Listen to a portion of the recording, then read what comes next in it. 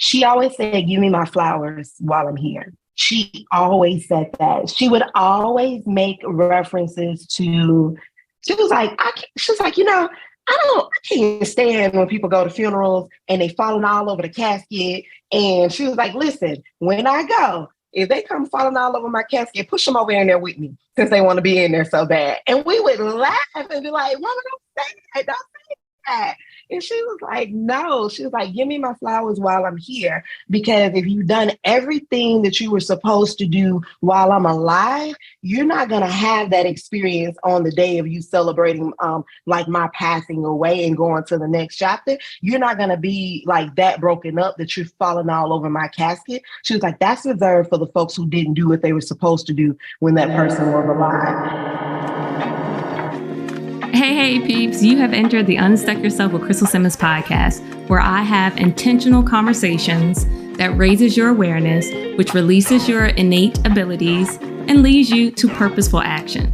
You know there's more to life, and you're worthy of it, and yet you feel stuck. This is your sign. Unstuck yourself with me, Crystal Simmons, certified coach, corporate facilitator, and dope human being. I'll be here every week. Will you? Welcome back, peeps, to the show. Before we dive into this dope interview episode with Waneka Jackson, I wanted to give y'all a little taste of our history. So, in a land far, far away, we met just a little over a year ago, strangers, in an unknown space called Zoom Land, where 20 plus other faces were eager, nervous, and curious about this journey and becoming a certified professional coach with the Coaching for Everyone Fellowship program that partnered with IPEX Coaching Institute. And the rest is history. Waneka Jackson, she, her, hers, is a certified professional coach. She's a core leadership dynamic specialist and an energy leadership index master practitioner. She is also the founder and owner of My Blooming Mind, LLC, a coaching and consulting business focused on fostering safe spaces for Black women to move beyond stress, challenges, traumatic experiences, and diminished confidence to embrace their authenticity and evolve into the best versions of themselves. Additionally, My Blooming Mind, LLC provides customized leadership coaching, development, and consulting to organizations owned by Black women that have Black women in leadership and support the development of Black women in leadership. Prior to launching her practice, Waneka worked in the education field for over 15 years in various roles, including teaching, coaching, and directing teacher leadership development for a nonprofit where she engaged in strategic planning, designing, and facilitating adult learning experiences, project management, and coaching high priority program participants. Say that fast 3 times. Priority program participants. Anyways, Waneka is a native of Atlanta, Georgia, and currently resides south of the metro area with her sons, Brandon, who is 17, and Elijah, who is 14. She values safety, choice, acknowledgement, empathy, and personal growth. Me too. That's why we click. She has a bachelor's in psychology from Argosy University and received her coaching credentials from the Institute of Professional Excellence in Coaching, aka IPEC Coaching Institute. She is a member of the International Coaching Federation and the Coaches of Color Network. In her spare time, you'll likely find Waneka nurturing her collection of indoor plants, which we speak a lot about, which inspired the name My Blooming Mind.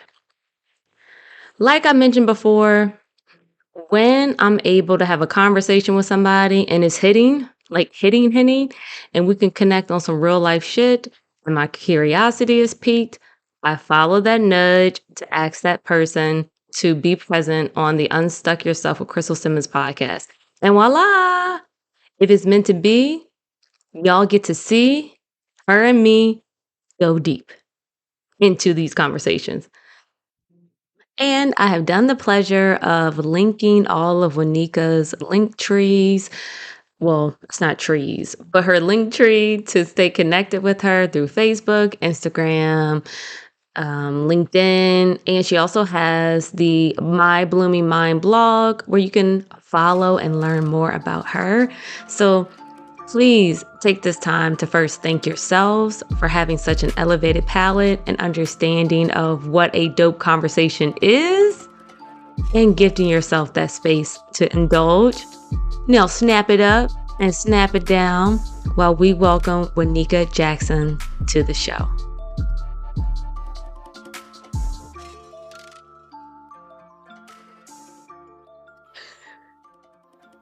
I don't know why. Hey, peeps, what it is, yo? What's up? Okay, that's not how we start, but I felt like singing. So welcome back to Unstuck Yourself. I was with you though. I was jamming. You heard Doechie's new song? I'm gonna send you the link. Oh, you heard it? Love it. I love it. All right. Sorry, peeps. This is gonna happen. Actually, I'm not gonna apologize. This is where the energy is taking us. So welcome back to Unstuck Yourself with Crystal Simmons podcast, where I share my personal stuck moments and create a safe space for others to share their moments of stuckness. And today we get to chit chat with the one, the only Waneka Jackson. And before we dive into all the dopeness that you are and whatever you're creating, tell the peeps about little Waneka that paved the way for the current Waneka that sits before us today. Ooh, I love that question.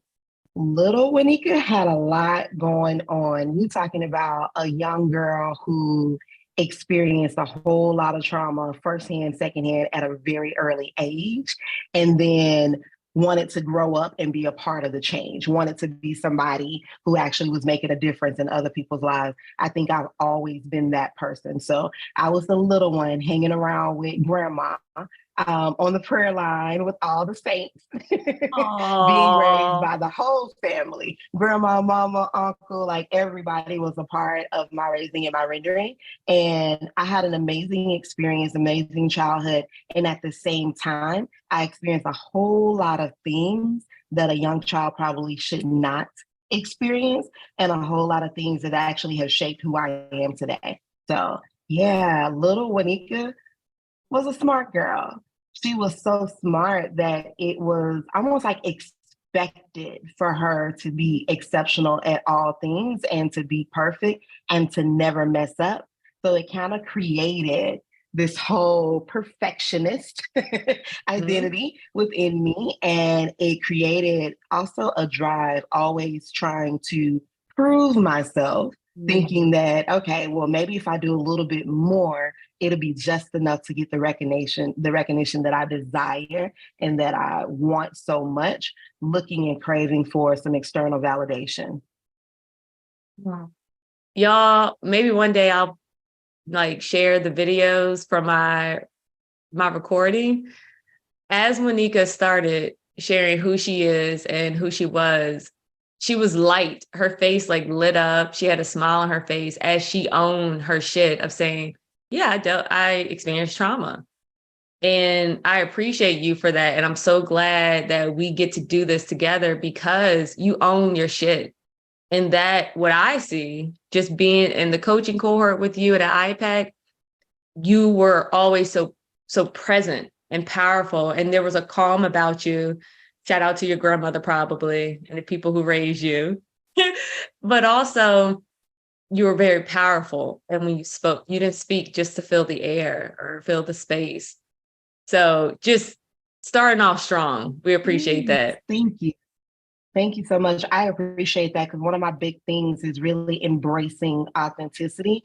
And that's like loving who you are, all parts of you. Like, yes, I experienced some hard things in my life. Yes, I've like gone through some identity things and had some behaviors that I was not proud of. Not proud of now that I did it, that I engaged in a way that I did. And if I could go back and change it, I probably would. But at the same time, I appreciate the experience that I've had that's actually cultivated who I am today. So I'm like, I'm not those things. I'm not that stuff, but all of Yeah. those things have helped to shape who I am. And I love that about myself. So I yeah. I love that you just said that because sometimes before I record, questions will come to me and I'm like, I don't know. We'll see. And you actually set it up for me to just lob it back to you, Yes. where I wanted to ask if you had a chance to redo something, what would that one thing be? If I had a chance to redo something, the first thing that comes to mind is going back and spending more time with my late grandmother before she passed. Because it's one of those things, and it's so interesting you asked that question. It kind of came up in a coaching conversation that I had just yesterday, where I mentioned how sometimes as adults and we're going through life and life is just lifing and adulting is all things adulting. Yes, And yes, you start to appreciate some of the gems, some of the wisdom, some of the seeds that were planted early on that we had no idea what it meant, did not yes, actually understand it. We didn't value it in those moments. And now here I am as an adult, as a mom, as a leader, as a business owner, and stuff happens and comes up. And I'm like, my grandma said this. This is what she meant.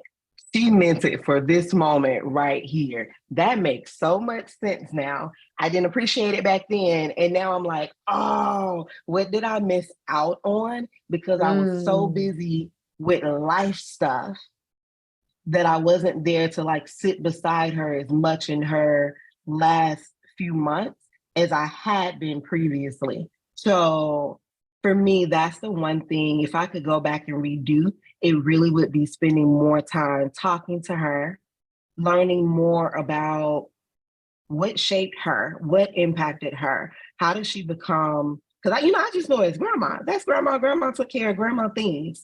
Grandma was yes, parenting everybody in the house, everybody in the neighborhood, everybody in the church. She was everybody's grandma, right? yeah. And that's how I saw her. And then now I think about the wisdom that she had. I think about her spirit. I think about her nature. And there's some things like we thought we didn't even know were real. Like literally, Yeah. literally, I was just having a conversation with my sister because I realized that there's a medical condition that's actually real. But because she had either she was mispronouncing it or as Ah, children, we heard an improper pronunciation of the word. So we did not know that it was a real thing. And we would joke about it. We'd be like, don't scratch your mosquito bite, so you're gonna get infantigo. Don't scratch your mosquito bite, you're gonna get infantigo. It's gonna get infected, and it's gonna be all nasty. And like people, like other kids would laugh when we would say it. So then we started laughing and saying it like an inside joke. Oh, you got a mosquito bite? You better not scratch it. You're gonna get infantigo. In our mind, a tiger or something gonna jump on you, and you're gonna catch something because we didn't understand what that was. And some strange reason, I accidentally stumbled across that actual medical condition and it being a real deal just a couple of weeks ago. I was like, it's real?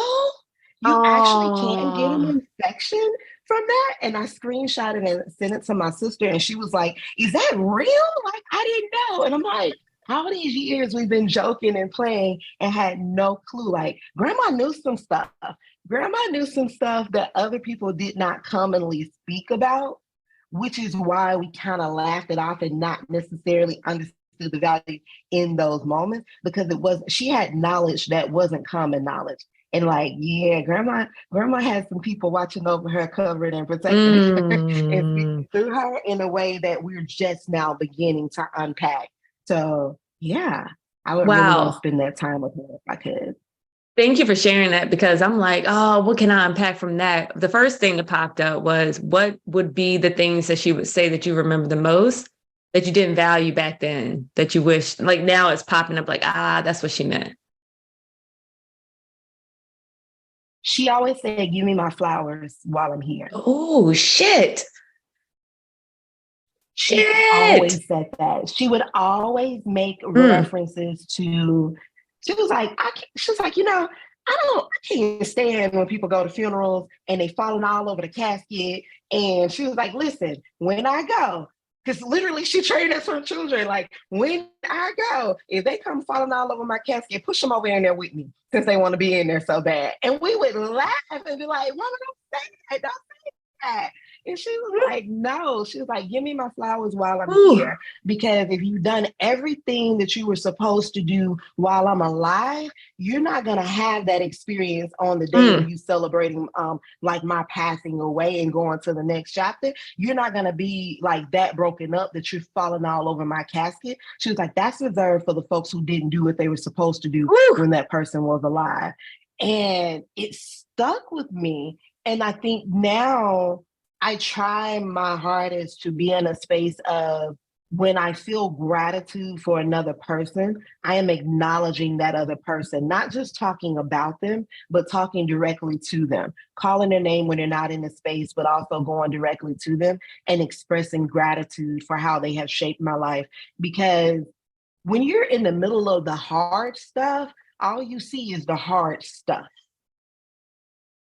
But when you're able to come out of it, you're able to see that you actually were never alone. It's really been like some really great, encouraging, and motivating people who have helped shape who I am. So I can sit and cry about all the hard stuff, or I can sit in gratitude for all the people that when I was going through those things, they saw me, they helped me, they pushed me forward, they pulled me out of some things, and I choose to sit in that space instead. Yeah. Wow. Waneka, you got my eyeballs wet.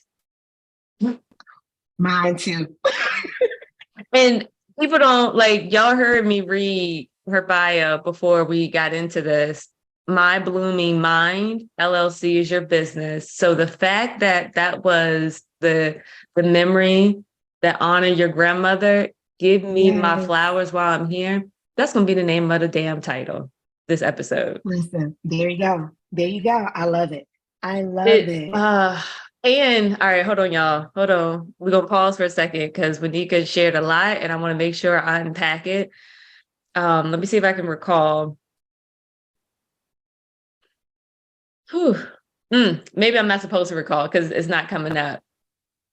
Tell me more about, how did you determine you wanted to accept all that you experienced, the trauma, the challenges, the hardship? What did that look like? So let me tell you, right? Funny story. I was so overwhelmed with life that I was like, I'm tired of being tired. I'm tired of being tired, and I just can't do this by myself anymore. I need help. And I remember my sister having mentioned before the idea of going to therapy. And I didn't know anyone who was experiencing therapy. She was the only person who had ever talked about it openly. And I was like, maybe I need to find a therapist. So here's the thing though. I actually wasn't looking for someone for me to deal with my stuff.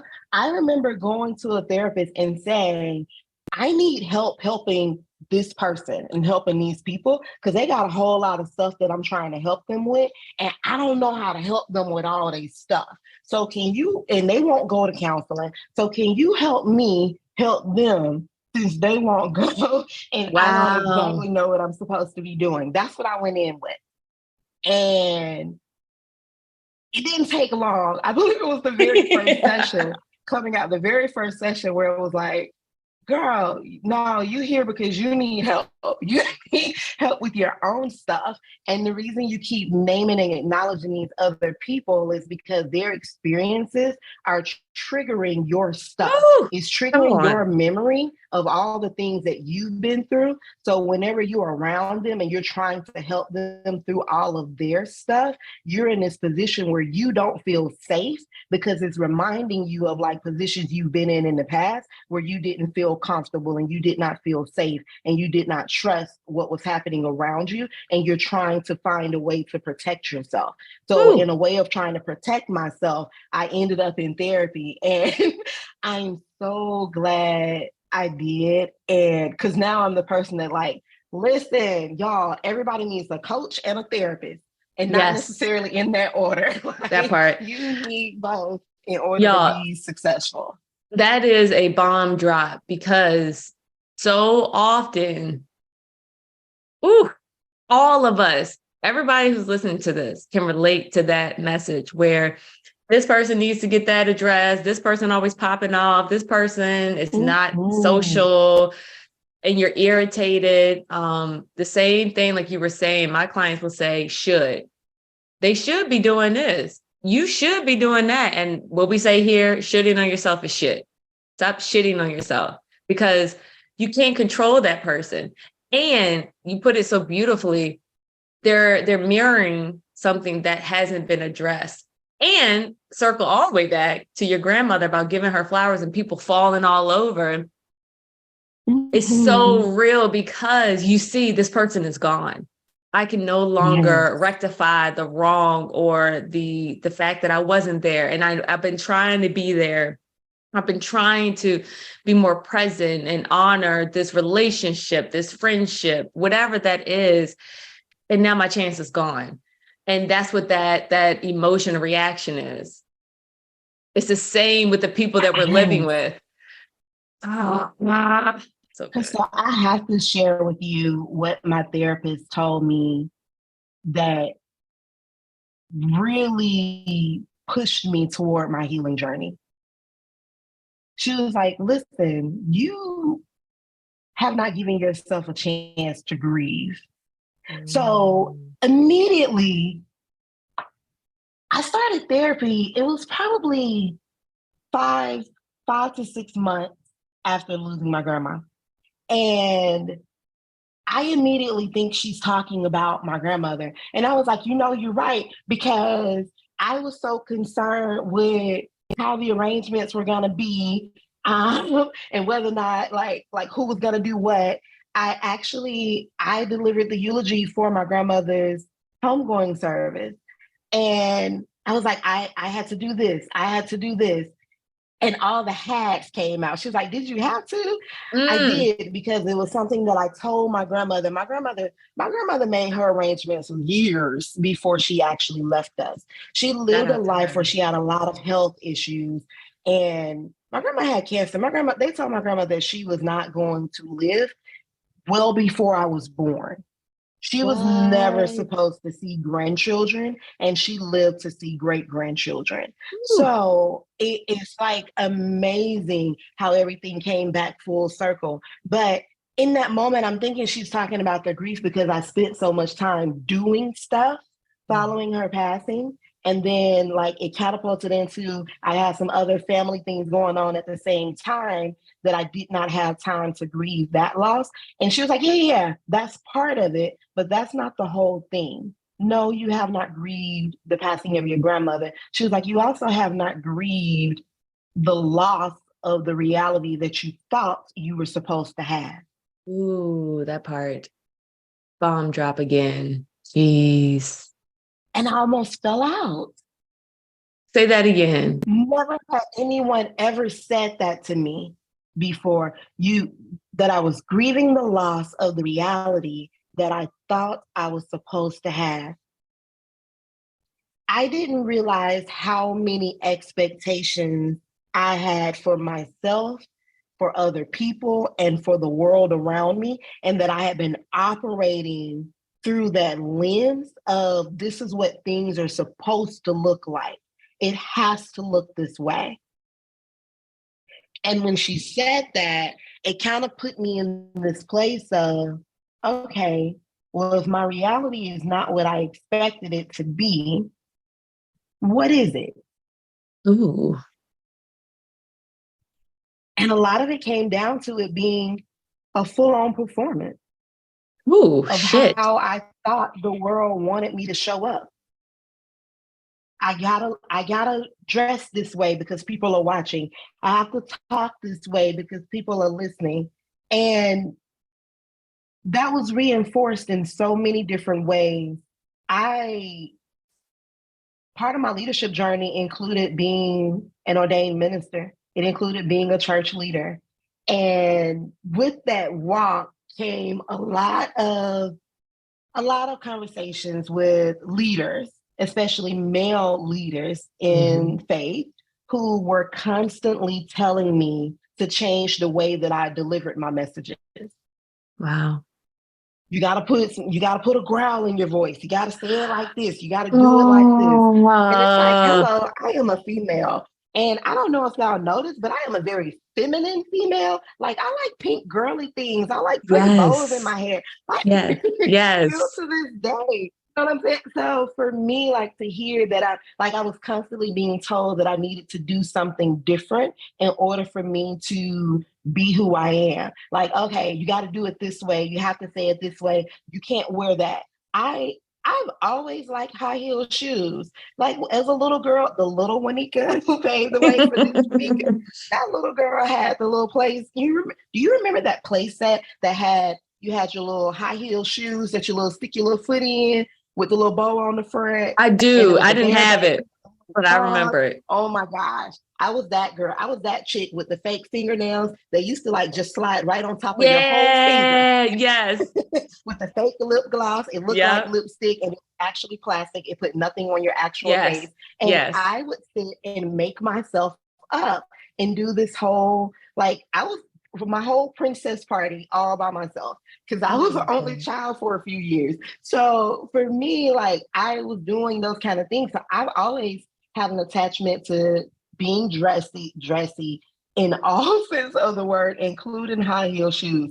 So when stilettos came out, girl, your girl Stilettos, had all the pumps, stilettos in in the every club. color. I had them all. I had them all. And I remember people telling me, you can't wear those in the pulpit. Why not? Wow. And I was like, it was another moment of being stripped of my personality, being stripped of my true identity, and being told that I have to fit in this box in order for me to be accepted. And that really like got me to the work and the stuff that I'm doing now. The reason why I'm so passionate about telling people to, like, you got to go back and like strip all that stuff away and discover Yes. who you are at your core and begin to embrace who that person is and teach the world who you are and that they will accept this version of Yes. you. Absolutely. Damn. The fact that you like you're not the only one. Someone else had mentioned that about pastors and ministers. Like me and my husband were talking about, like, why do they all sound the same? Like, do they go to school? Mm-hmm. And one guy told us, like, you literally are taught how to like minister, like, it is like, let's talk. Why? Mm-hmm. Why? It's Yes. like, oh man. And to Then I hear would leave church you, and not have a voice for a week. it's like, and it solidifies and it actually shows how much of different pockets or categories, like it might be the church community, but we also have the Mm-hmm. corporate community and we also have the Mm-hmm. leadership community, where as a leader, Yes. you don't tell your team the real shit. You're not transparent with them. You just tell them Mm-hmm. what they need to know. How the fuck you know what these grown adults Yes. need to know? You're stripping them Yes. of their ability to problem solve, to manage themselves through challenges, Mm-hmm. to do effective teamwork. Like, it makes no sense. And for you to know who Yes. you are, even little Wanika with her heels, like, that is so beautiful and so dope. And we were talking about your sister Day, where you were saying Yes. she's always known. She's always known. And some people are looking at her like, but y'all have similar experiences. Yours was just based off of your journey. And Yes. people be like, you can't do it that way. We don't know what you're talking Mm-hmm. about. Mm-hmm. That is And it wild. was so interesting because we always looked at her as being the one that was different.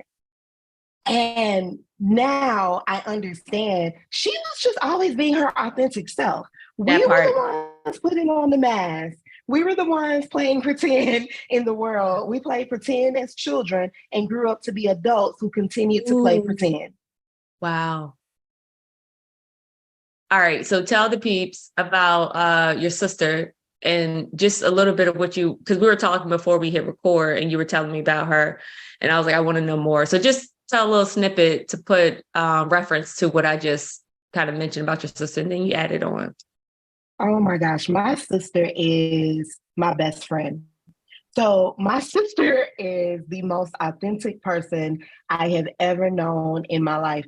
And she's different. She has a different spirit about her. She knows things, says things, tries to teach us things.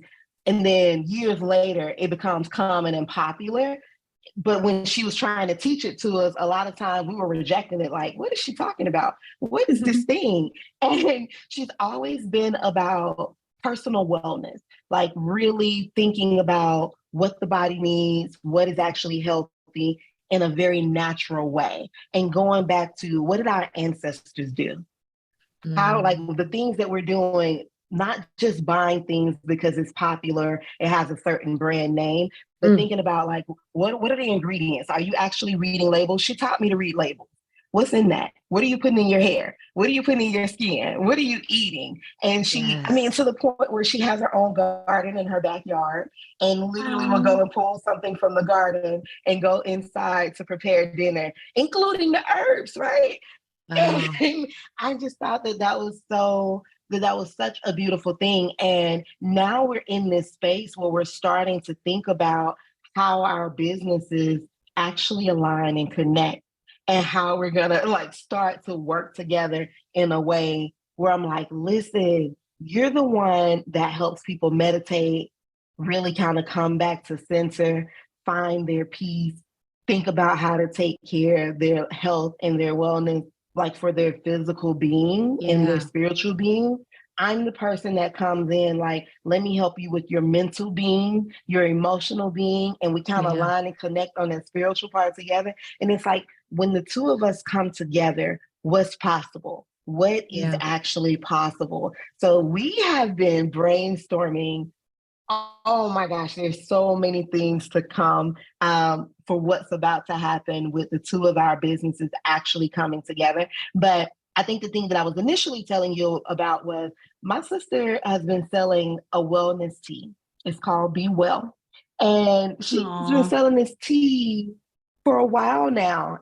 And I've been amazed that she does so in a way without heavy marketing. All because people who've experienced it have recognized like, oh, this works. This is like the best thing for immunity. Like this is a game changer. This is literally life saving. And it's to the point where when I don't drink it, I feel off. I feel like I have the same peace. And I tell people like, listen, when you buy from Sister Nature Holistic, you are literally buying love. Like she has poured in love. She has prayed over her products. She has like labored over it in a way that even when you open the package, it's like she's with you. She's present and she's in that space. And yeah, she is my Mother Earth. Like I've always referred to her as like she's the earthy one. She's the one that was always talking about being outside, running outside with no shoes on. And I was the one, and you can't do that because I was mimicking what I heard the adults say. You can't do this and you can't do that. And she was always the one like, forget the rules. All we gotta do is play and lay in the sun. And now I get it, and now I appreciate it. Except for my allergies just won't let me do it. Yo, allergies are they're such a hater. They really are. I feel your pain. Shout out to your sister Day and her being her authentic self and also empowering other people to do it as well. I love tea. And I know exactly what you mean when you get to experience that opening, or if you have the loose leaves where you put them into the little, I don't know, the satchel thing. I don't know what you call it.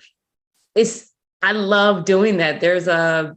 It's almost like a quick little meditative process of look at me taking care of myself and enjoying that, almost like cooking. It's the same thing for me. It might not be the same for other people. However, it's so powerful in such a short amount of time. And it's not like other teas. Like there's this woman in my cohort that I'm a part of the Community Business Academy, she sells tea. And she was saying like someone she follows called the tea bags that you get from the store just tea dust. It's not real tea. Like it's just tea. I was like, tea dust. So it's just tea dust. So it's just so cool to have so many people around that I know, women of color, empowering us to just get back into our bodies and allow us to experience this gift. Tea doesn't cost that much. Right, It really exactly. doesn't. And you mentioned But it means experience. so much though. Because when you're able to take that time and you're fixing that cup for yourself, that's self-care. You've Yes. paused. That is your pause. You have paused to do something for yourself that is adding value to your physical being. Yes. Ooh, you, it's beautiful. It is wellness. And I call her my wellness guru because she's the person, if I'm not feeling well, I call and I'm like, okay, what do you know about this? What do you know about this? Because we all know that doctors and like medical profession, like they practice using a whole lot of different things. So I like to go to them and find out what's actually going on. Get me to the root of what's actually happening. And then I like to call her. I'm like, okay, what do you know about treatment for? What do you know about holistic wellness as it relates to this specific area? So, and I love that. I love that it's always been natural and it always connects back to our ancestry. Yeah. Shout out to you for using your resources, because I think a lot of people think in the black and the white. I'm not being holistic and not eating meat and not doing this, whatever they perceive that word to mean. And other people being like, well, doctors have been to school, they have better education, blah, blah, blah, blah. I'm gonna go this. No, you can tap into all of this shit. Exactly. Like some things maybe would be best to experience in a hospital. Some things, no. And you and your sister have that trust and that bond, that relationship is unmatched with any doctor. And yet you can still get some of the knowledge from that interaction with your physician and then bring it back to your sister who has an unlimited amount of knowledge because she's not just relying on books. She's being downloaded with information from her ancestors, from her angels, God, the earth. There's value in that as well. So this has been fun, and we're not done yet. And I did want to go back to Waneka and I. So her and I met in our iPad coaching company, iPad coaching cohort or training, I should say. And shout out to us for staying connected. Like we would comment on each other's stuff on social media. And then we finally said, yo, let's talk, let's catch up. And we've been having routine phone calls, just talking about everything and nothing and everything again. And it's been like fulfilling for me, Waneka, because you and I come in just vulnerable. We talk about how we want to grow our business. We talk about challenges we experience. And I've always wanted that, where we will share numbers back and forth, which I think is extremely important that a lot of people leave out in their communications with their friends, professionally or personally, by normalizing, this is how much money I want to make, or this is what I want my experience to bring to others. And this is where I see the value of that to be. And I'm saying all of that is to give y'all permission to do that shit for yourselves as well. Yes. So in one of our conversations, we're talking about the power of pause, and you just talked about that with the tea. As you were speaking, I saw myself like I was pausing from all the chaos and stuff I'm experiencing, whether it is business related or work related, relationship. That is my moment to just regain my power and pausing. But the biggest thing we were talking about, and we're going to lead into this, is stop giving your stuff away for free. Oh, yes. And listeners, as you hear that, what comes to mind when I say stop giving away your stuff for free? For Waneka and I, we were talking about our business. and not just saying yes to Mhm. shit because it's free and people are like, oh, it'd be a great opportunity. Shout out Mhm. to my editor, Michael. Him and I just finished the Unprisoned series recap. We did an episode on that last week, well, the week before. And he was saying he was talking to James Harris, which was the Black therapist that I had on a couple episodes ago. And he was asking him, do you budget your time? Because everybody always seems to have time to budget their money and be very intentional with their money. Are you intentional with your time? And I was like, oh, shit. So stuff could be your Yes. time, stuff could be your money, stuff could be your energy. So what do you want to talk about in terms of how have you either eliminated or reduced the stuff that you've been giving away for free? Oh, listen, I have been doing an entire makeover over my own life. So for me, this is something that is definitely a part of that transition. I somehow was conditioned to believe that if you just work harder, you'll get promoted, you'll become more successful, you'll be acknowledged, you'll be elevated, you'll be promoted into these higher roles and higher position. Just do a little bit more work and they'll see you. Mm, Just show them what you can do, they'll see you and they will reward you for that thing, and not realizing like where that was coming from. But me being conditioned in that way led me to being in a place where I was constantly busy. My calendar was always full. I was always doing something. Whether it was at home, I stayed busy. Whether it was at work, I stayed busy and worked a whole bunch of overtime. And or whether it was working at the church, I stayed busy and was doing a whole lot yeah. of work. And I was not being compensated for the things that I was doing. Now, mind you, I was not doing it for that compensation. I was doing it a lot of times because I wanted people to see me. I wanted to actually contribute to every single area of my life that I was committed to, which is why I was so busy, because they were all Mhm. places of passion for me personally. But in doing that, I found that that left no time for me. I Mm, literally was depleting myself of all of my energy because I was pouring everything I had into making sure somebody else's business was successful, to making sure that somebody else was successful, to making sure that somebody yeah. else's home was running great or somebody else's relationship was doing well. I gave them all that I had and had nothing left for me in the end. And then it kind of flipped the script on me when I realized here I am in a leadership role, striving for a higher elevation in leadership, for more responsibility, doing work in a different way. And I approached it in the same way I had always done, by doing more. Well, let me just show them that I can do all of this stuff.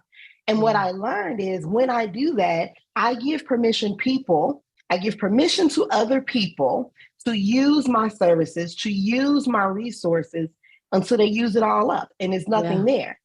And then in the end, I'm sitting upset, frustrated, like, why didn't they do this? They didn't do this. Why didn't they notice that I was burnt out? Why didn't Yeah. they notice I was so stressed and so overwhelmed when I was the one who took on those additional responsibilities? Nobody piled that stuff on me. I Yeah. said yes. I picked Yes. up a lot of it. So even when I think about a lot of the baggage that I carried for years, I chose to do that stuff and then turned around and was like, where is help coming? Why isn't Yes. somebody coming to rescue me from this moment? And again, shout out to my therapist, was in a space Yes. and she was like, listen, I'm gonna take my therapy hat off for a moment and put on my coach hat and just tell you something. She's like, you gotta stop giving your stuff away for free. And I was like, oh, here she go again with these one-liners that are changing my life, because it was the first time I realized what I was doing. Yeah.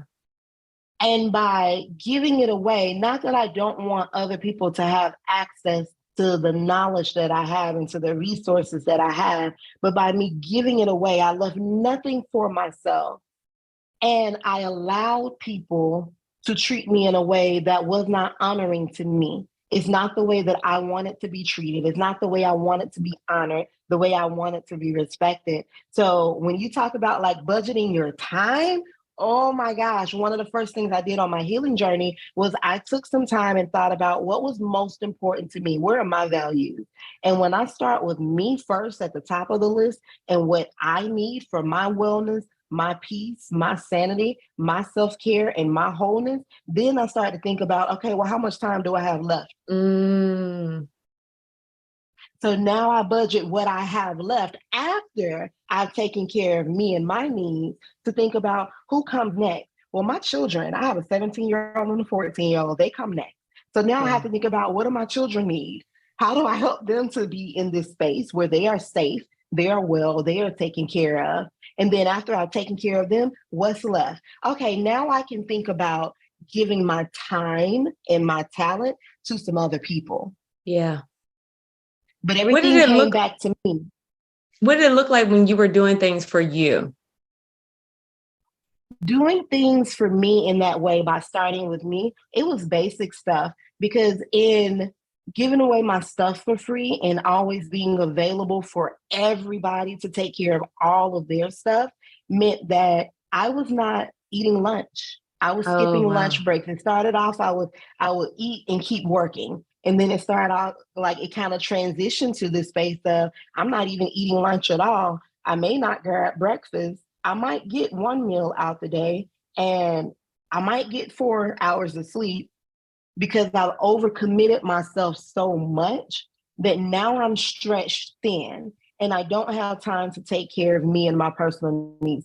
So it's not even, I think initially, like when I would hear the term self-care, I would think, oh, I'll go get your nails done. Yes. Go have a massage day. Go get a massage. And while all those things are valid and can be helpful for a person, I needed something much more. So for me, self-care meant going back and thinking through, have I scheduled all of my doctor's appointments? Ooh. Have I built a wellness team for myself? Like, so when I, like my dentist appointment, my OBGYN, am I thinking about like my primary care physician? Like, am I like, who are the people that I need to have on my team that are concerned about my wellness and about my needs and about my health? Because if I can't give you anything if I'm not here. That part. So I want to commend you. Yes. Because as a parent, there's so many parents like my kids come first. My kids come first. And thank you for like putting that beautiful picture together of these were basic things.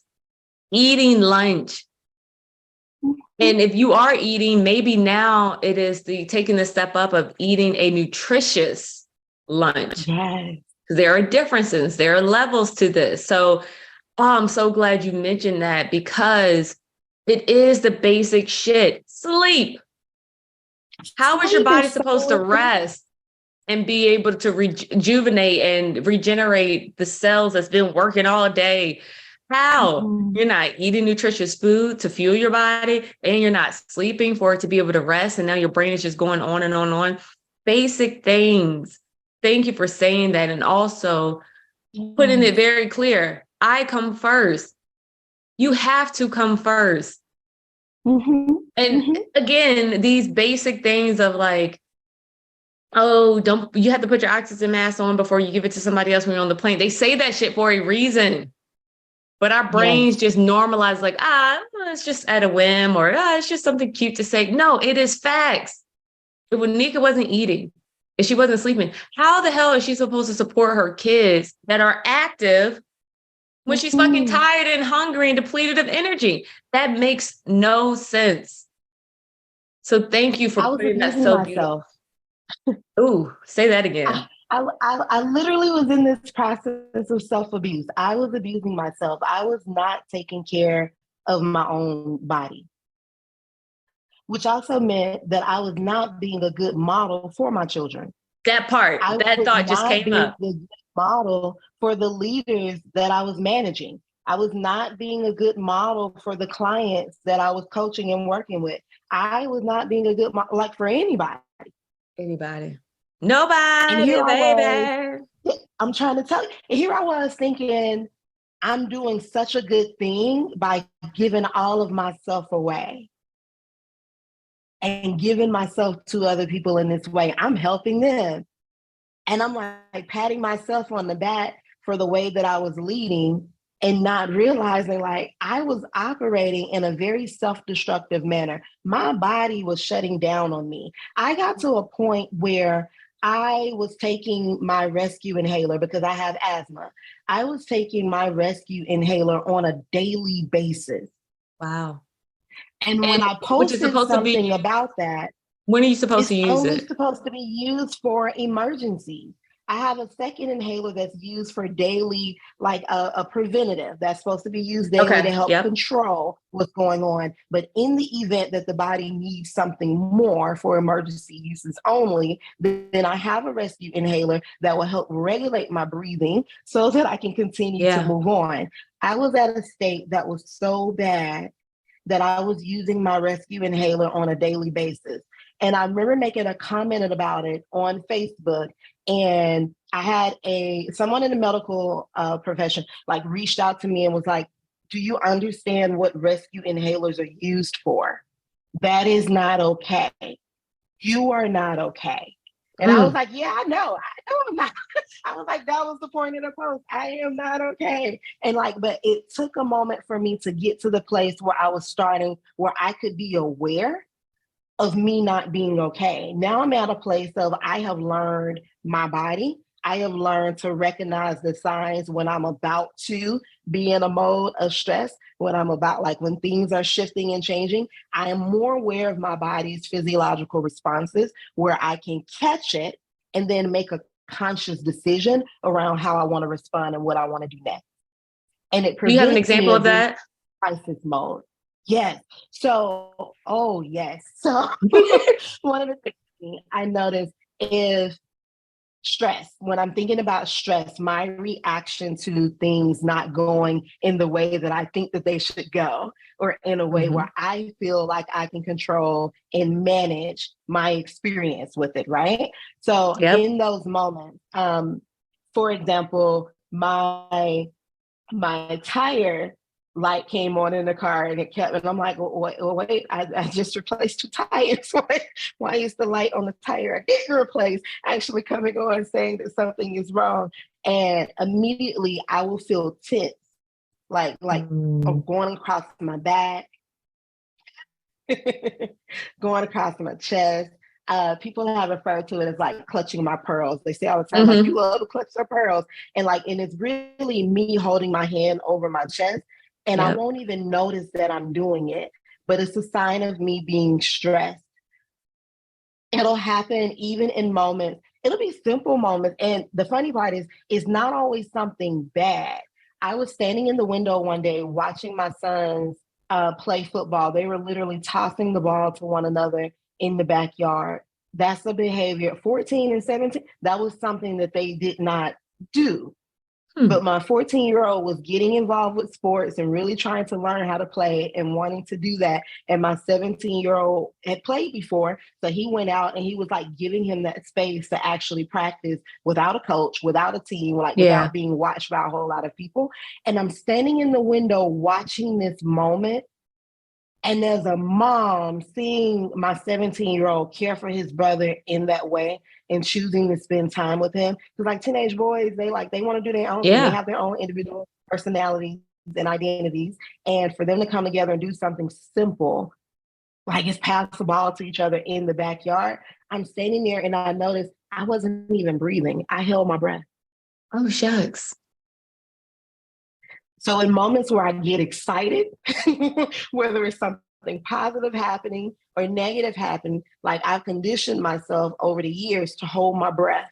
It was almost like in response to fear, being scared. Like I would hold my breath because the little girl being scared used to say, if I hold my breath, they won't know I'm here. It's kind of like when they Mm. tell you, like, if you see a bear, play dead. Yeah. Yeah. Yeah. In the neighborhood where there used to be gang violence, there used to be drive-by shootings. And so when I would hear it, when I would get scared at night and I would hear a noise, I would go to this place of like, hold your breath, Yeah. get real still, pretend to not be alive. They can't kill you if they think you're already dead, Yeah. so they'll leave Yeah. you alone. That's the kind of stuff that I programmed to believe as a child.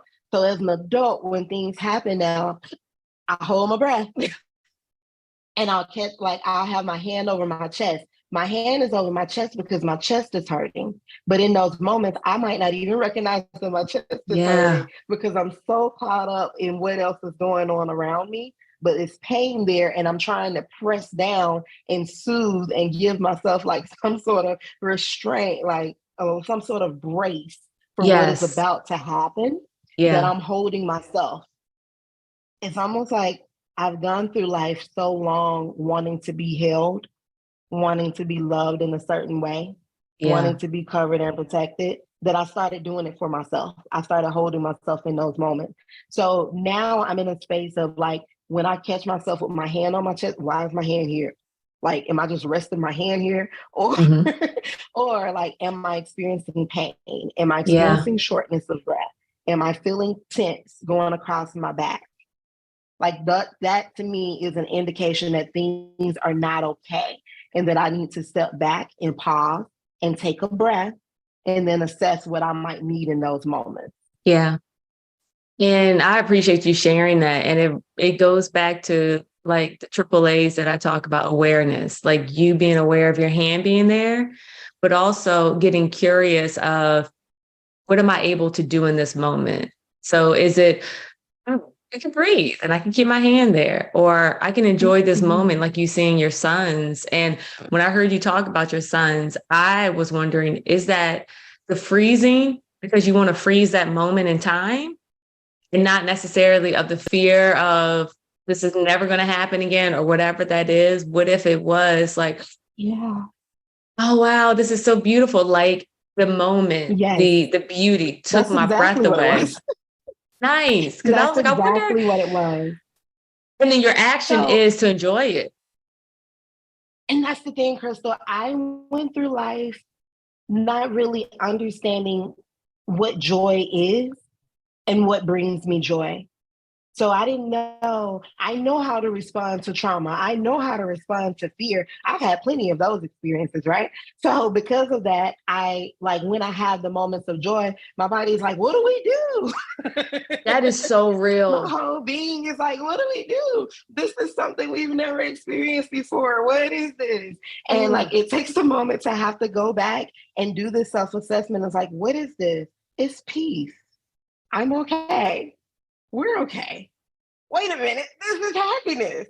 I should be smiling in this moment and having to consciously choose the emotion that I want to experience in that moment because it was something for so long that I was not accustomed to. Yeah. Somebody asked me one day, are you happy? And that seemed like a very simple question, right? Are you happy? And I was stuck. That was my stuck moment, right? Yeah. I didn't I didn't know how to answer that question because in a moment I realized that being happy had never been on my to-do list. That Mm. wasn't one of the things that was on my whiteboard. It was not in my priorities to seek happiness. I had been seeking survival for Yes. so long that even when I did not need to survive because I was not at risk or at danger of anything, I was still operating from a survival mindset. So, this idea of thinking about what I wanted, what would make me happy, what brings me happiness, I I did not know how to answer that question. It was the first time I had been asked. And I'm like, nobody's ever asked me that. Yeah. I don't know that I've ever given myself permission to even think about that or even think about myself and what I want and what I might need. Yeah. And for me, again, part of my healing journey, that was a transition moment for me where I started to realize I want happiness, I want peace, I want to be fulfilled, I want to achieve success, and I got to let go of some stuff in order for me to have space to even go in that direction. Because I can't do both. Like I can't Yeah. people please and also seek my peace and fulfillment and Yeah. happiness at the Yep. same time. I can't be overcommitted and also receive these things. I can't be giving everything away for free and also be in a space where I'm able to be whole and take care of me and think Yeah. about creating the future that I want. I only have so much energy and I have to be mindful of how I'm spending it. Yeah. But what I'm hearing you say is letting go of your habit, whether it's conscious or unconscious, to experience Yes. what is possible. And also, because people have fear of the new, understanding that the new might feel just jarring. It might feel awkward. You've never experienced it before. Even, I'm going to take it to another level, like first time you have sex. For some people, it's just awkward, but everybody's telling you it's good. And you're like, okay. Just like you said, you didn't know what peace and joy felt like. And you're like, what is this? Because your Yes. body has been so used to the trauma, the toxicity, the survival, which a lot of people are not aware of, including myself. There are pieces of our childhood and just life where we're surviving something, whether that is something in our childhood or at a job, like we're in survival mode. I'm not going to show up this way because every time I do, blah, blah, blah happens. Or, yep, I try to say this and then they're going to fire me.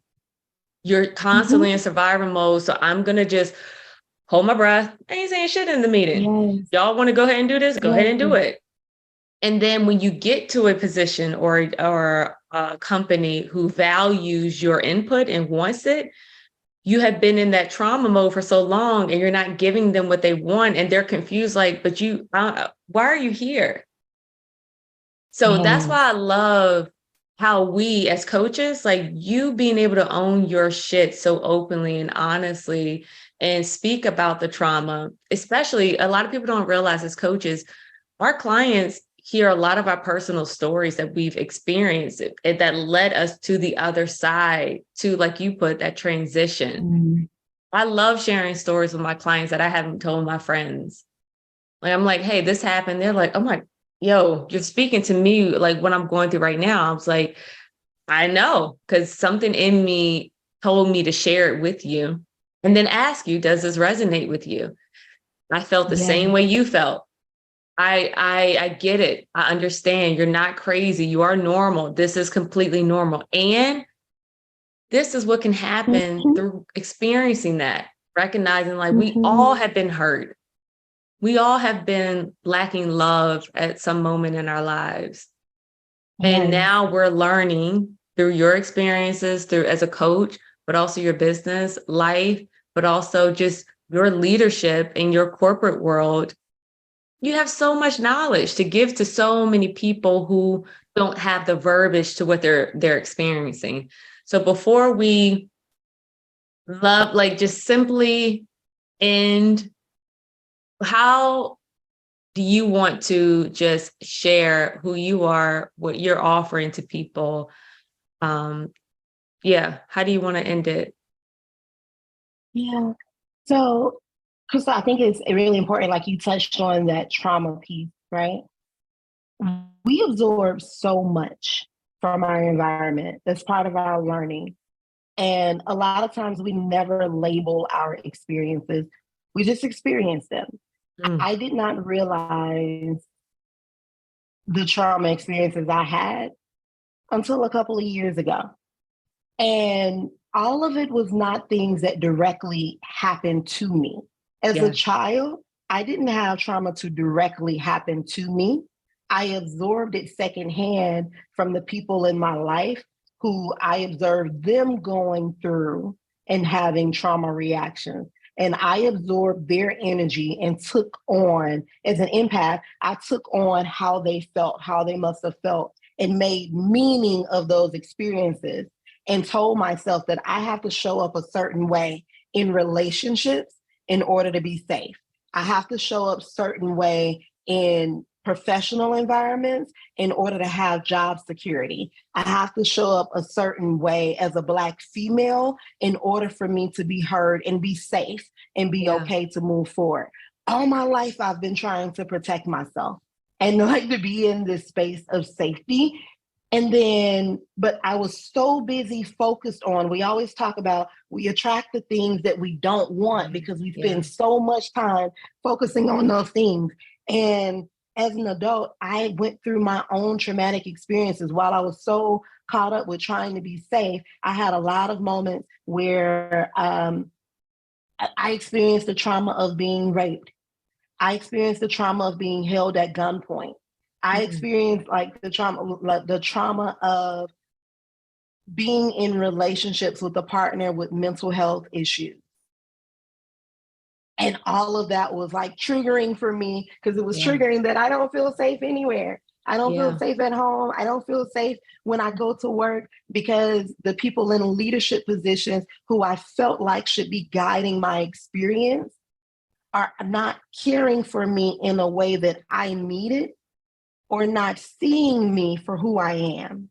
Yeah. Constantly telling me I should do something or be something more or do something in a different way, not hearing my voice, not feeling validated. And for me, that's what kind of catapulted me to my business, but working with my blooming mind. I started off like, okay, I'm just going to coach everybody because it was something I was good at. It was something I was already doing in my work. And I had to get clear and real with myself. And I'm like, no, that's not the thing. As a Black woman, I've had some very unique experiences moving through life and moving through my leadership. And so for me, it was very important that I go back to Black women who, like me, have gone through some trauma and taken that, and that kind of not even knowing it unconsciously was shaping the way that they led when they did get into leadership positions.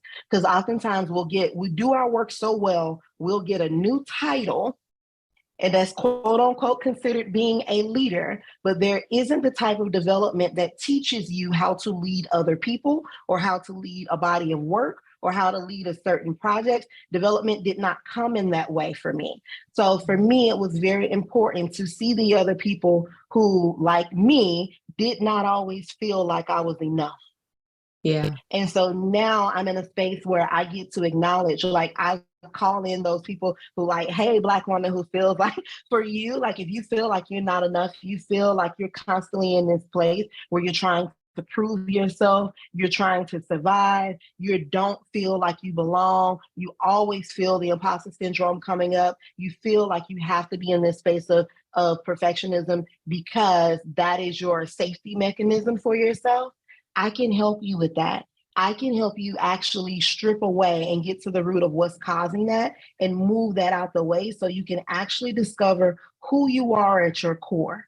And so once you discover that authentic person, let me help you understand how to embrace everything about your values, your beliefs, your passions, and your purpose in order for you to like unleash this newer version, like you 2.0, like this Yes. version of yourself that is the best version of you, not a copy of anybody else, not a Yeah. copy paste. So don't lead like how I led. Please don't, because I didn't do it right. Yes. Don't do the things like, don't do it because another person has done it, but discover who you are and how to leverage your strength in this new environment. So I can teach you how to like adapt your responses to what might cause you stress so that you can still be your whole full self, taking care of you, not leading from this trauma survival mindset, but you're leading and standing up as the confident, authentic, courageous Black woman that you are, that is so gifted and talented that you don't have to worry about somebody to make room at a table for you because you've already set up there and built your own table. Yes. So that's the work that I like to do. And my blooming mind was born from this space, even the idea of being connected back to plants. My grandmother had plants all around the home that I grew up in. It was plants everywhere. We lived in the indoor jungle. And I didn't understand why other people, when I would go to their house, I was like, nobody else has plants like this, but we got plants everywhere in the house. And she used to talk about planting seeds, and I didn't get it then. It's like sometimes you just have to plant seeds, water it, and walk away. And now I understand, for me, one of the things that I've done as a coach, as a leader, as a mentor, I plant a lot of seeds with a lot of people. I water it and I walk away. When they are ready to grow, when they are ready to move forward, when they are ready to blossom and bloom, they already know where to come back and find me. And I'm always willing to support them along their journey. So that's where my Blooming Mind comes from. That's the group that I work with. So I work with Black women, individual clients, but also work with organizations that are led by Black women, that have Black women in leadership, and that also are supporting the development of Black women in leadership, because we don't always get the same opportunities and access as our counterparts. So I think it's very important to pour into and give them access to resources like coaching, like you and I give, that has been around forever, but that sometimes in our community, we don't even acknowledge or even know really exists. Talk your shit and tell the peeps how they can find you. Listen, so you can find me on my website, mybloomingmind.com, with all my joy and all my pink and all my flowers. Because you got to give me my flowers while I'm here, right? And of course, you can find me on Facebook, LinkedIn, and Instagram, Waneka Jackson, or My Blooming Mind LLC. Thank you, Waneka, for planting the seed and watering it today. Thank you. It's been a joy. It's been a pleasure. One of the reasons I connected with you and stayed in contact with you, Crystal, because it was your authenticity that always shined through.